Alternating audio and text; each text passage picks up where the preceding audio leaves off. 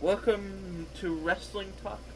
Today, I want to be, I want to talk about something that I just found very interesting. Is why, despite being a WWE fan, what I don't like about the WWE fan base itself. I talked a little bit that during the last two episodes, but here's ultimately what I don't like about it. First of all, when Triple H makes one bad decision, oh, Triple H is the worst. And then, as soon as Triple H does something good, Triple H is the best.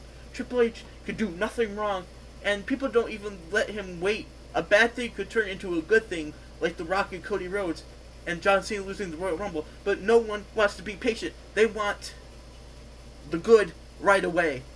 You have to do the bad to get to the good. You want me to tell you what? Triple H is a long-term storyteller.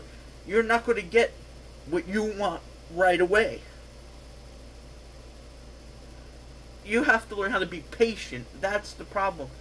Wrestling fans are notoriously not patient. And you want me to tell you what? I am very patient with Triple H. I'm here for the long haul. You know, Cody Rhodes versus John Cena. People wanted to see that so bad. If that didn't happen, there would probably have been riots in the street. Like, personally, in my opinion, when's the last John Cena match that has been good? 2 years ago, he faced Austin Theory in the opening match. That match was abysmal. The tag team matches he's been in since then, abysmal.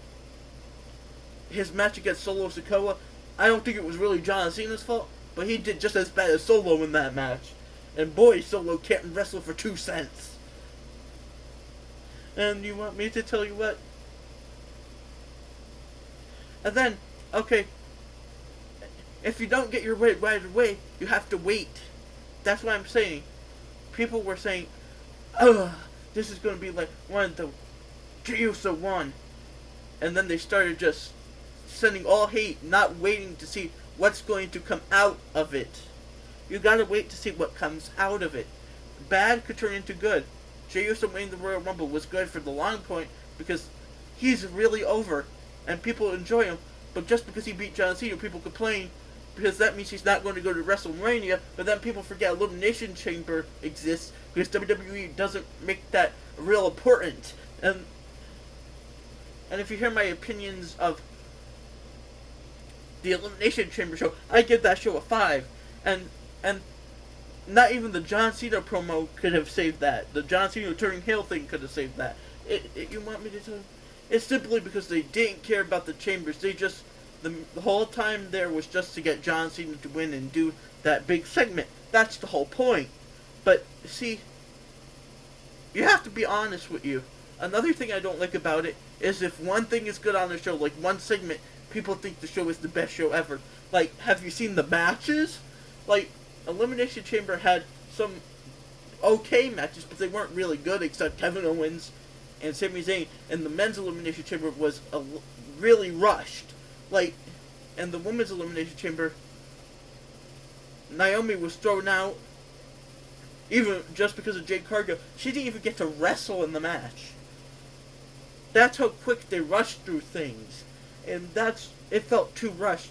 And the Nia Jax match was abysmal at best. It got a 3. It was entertaining, but it's not something I would ever want to watch again. Where Kevin Owens and Sami Zayn was the best match of the whole night, it got a 10 rating. And you want me to tell you why? Because they killed each other. Because it felt personal. And that show, I felt like the lack of title matches on that show also brought it down. This is one of the most forgettable Elimination Chambers in history.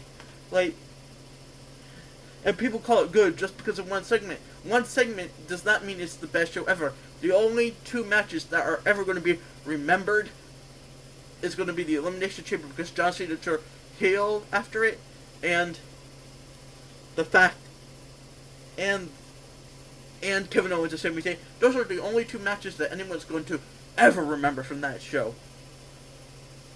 and one of them wasn't even that good. It's just what happened after it. I I also feel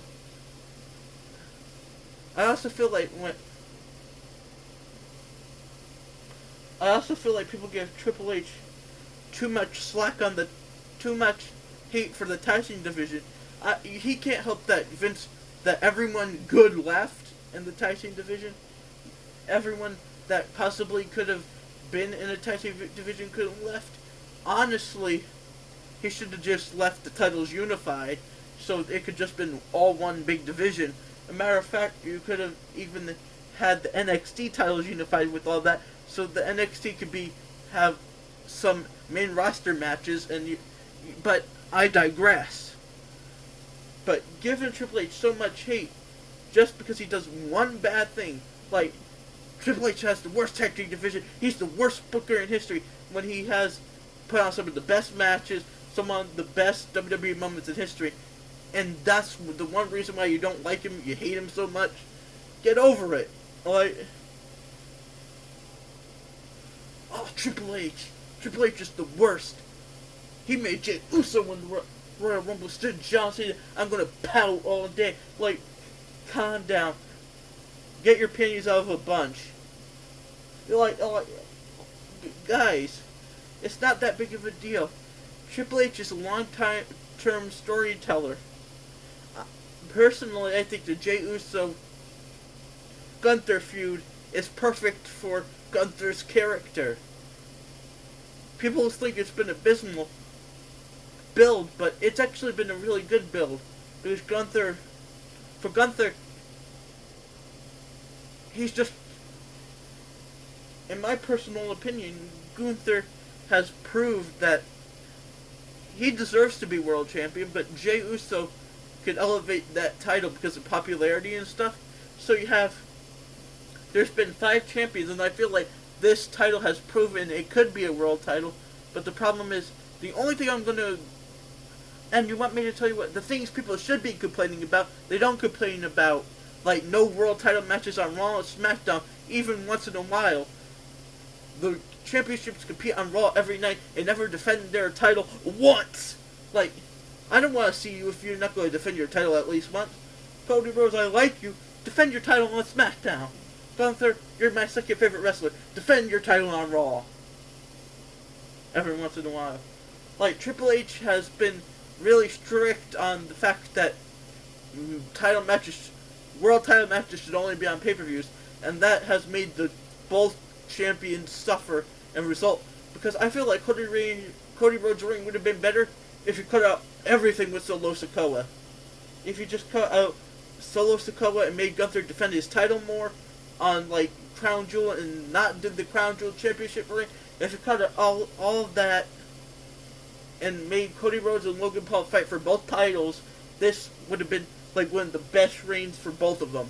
Like, and plus a little title matches on Raw and SmackDown here and there, that would have been perfect. But instead, people are too busy complaining about the minute stuff. The tag team division. The tag team division is good. It's just that people, since the world titles aren't going to be defended on SmackDown, some titles have to be, and they look for the tag team division in that instead of putting them on pay-per-views. And the 5 matches thing, I also could agree. That's terrible. What could you do in 5 matches? That means a lot of your titles will not get the day of light. And I could agree with a lot of it, but I feel like people are really impatient with Triple H. Like, if Triple H messes up one thing, oh, Triple H is the worst booker ever, and then when he fixes that one thing, he's the best ever. Like, make up your mind. Which one is it? Like, that's the reason why, even though I'm a big wrestling fan, other wrestling fans are like, especially, I'm more level-headed. I think Triple H has been doing a good job. I don't complain because I feel like Triple H has been bringing WWE justice from the Vince McMahon era, you know? That's the problem. People want it their way, and if they don't get their way, they pout. Like children, you know? And I feel like people thinking after a little bit of blood, WWE's turning PG-13 again, and then when they're still PG, everyone's like, oh, come on, man. Just because there's blood in wrestling doesn't mean it's going to turn PG-13. TV-13. Like, people need to get their priorities straight. The PG era has been good. Like, you gotta stop. You get your hopes up high. Oh, WWE's turning more edgy, and then just because they're blood doesn't mean it's edgy. Like, if anything, that just makes wrestling more realistic. Because if I get punched in the face multiple times, I'm most likely going to be bleeding. WWE should create a canon reason why I'm getting hit in the head, how I got punched in the face and not bleeding. They should create a canon reason, like, and a reason why, except it's fake. There should be like a reason why they should be explaining that. Like, if I get hit in the head with a chain and I'm not bleeding, something's wrong. If I go head first into barbed wire like Kevin Owens did and I'm not bleeding, fake or not, I should be bleeding. That just makes it more realistic. Blood makes it more realistic. WWE, that's the reason why AEW is more realistic in that way. Because there's a lot of blood in it, but that's what a fight like this would actually do to you. But I digress. Goodbye.